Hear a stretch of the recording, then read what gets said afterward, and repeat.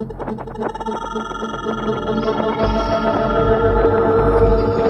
saw the city in the deep, deep distance that was dark green and all these lights flickering and clouds flowing over it. And this all started after tremendous geometric patterns that are incredibly rapid that you cannot describe to anybody. They're so fast.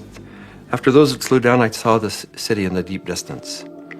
So I was sort of watching that, and then this ball of light goes right past me, right in front of me, like, what was that? It didn't scare me, except it was so close. After that, I started looking around. It's like you're in this place, and you're going, why am I in this place?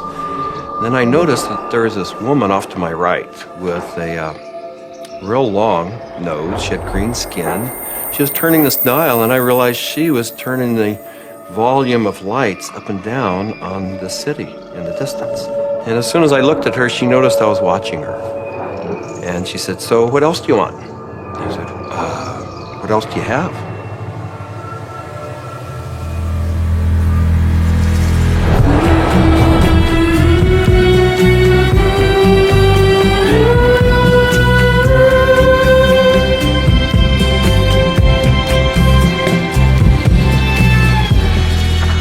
This is the story of DMT, or dimethyltryptamine, a simple compound found throughout nature which has profound effects on human consciousness. One of the things, besides what it does, one of the things about DMT that always fascinated me was the fact that it's such a simple molecule. DMT stands for dimethyltryptamine, N-dimethyltryptamine. If you actually look at the ring structure of DMT itself, you only have really 4 positions that you can attach things to. So you can make diethyl or dipropyl. There are some other types of carbon chains you can attach to that end that do give you compounds that have activity, but very different from DMT. It biosynthetically, it's 2 steps from tryptophan.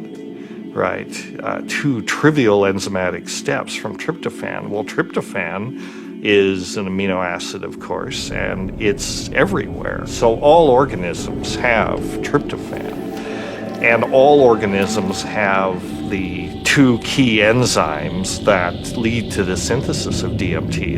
And these enzymes are very ancient enzymes. They're all over the place. They're, again, part of basic metabolism. So theoretically, anything could synthesize DMT.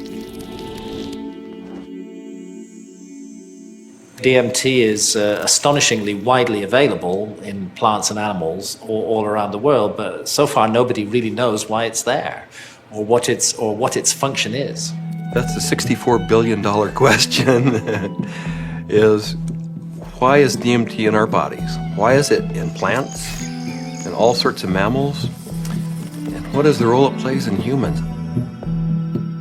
The conventional wisdom 30, 40 years ago was that these things had no real function. They were just sort of physiological noise, but that's a very naive understanding. And what we now understand is that these secondary compounds are, in a sense, the language of plants. These are messenger molecules. This is what plants use to mediate their relationships with other organisms in the environment. Why is it that human beings' central nervous system are wired to receive this experience? Must be that, there's important information to be learned. So I don't think it's universally present in nature by accident. It has a real function. We have co-evolved with these plants. There's a purpose and a meaning to it.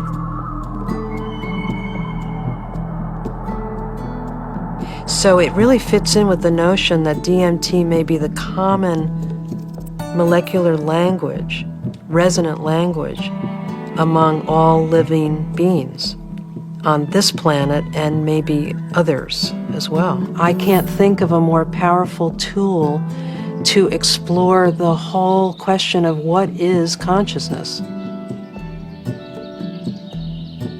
These substances are tools that can be used to expand awareness in all areas of life and apply that expanded awareness for the betterment of people's lives and their communities, their families, and our society.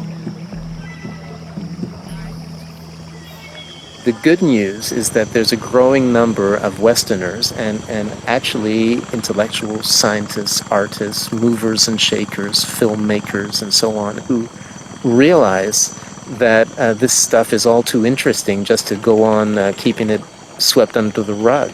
And meanwhile, the Inquisition was a long time ago, the birth of rationalism was a long time ago. At this point, there's no good reason, apart from bad habit, to keep up these barriers.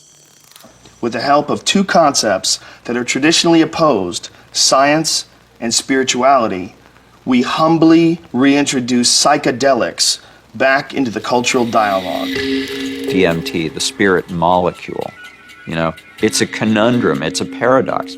What the spirit is the inner world, the molecule is the external world. So the psychedelics or entheogens take us from the science to the spirit. I was drawn to the pineal gland, which is a very small organ in the center of the brain, which has always been an object of interest and even veneration for a lot of esoteric physiological disciplines.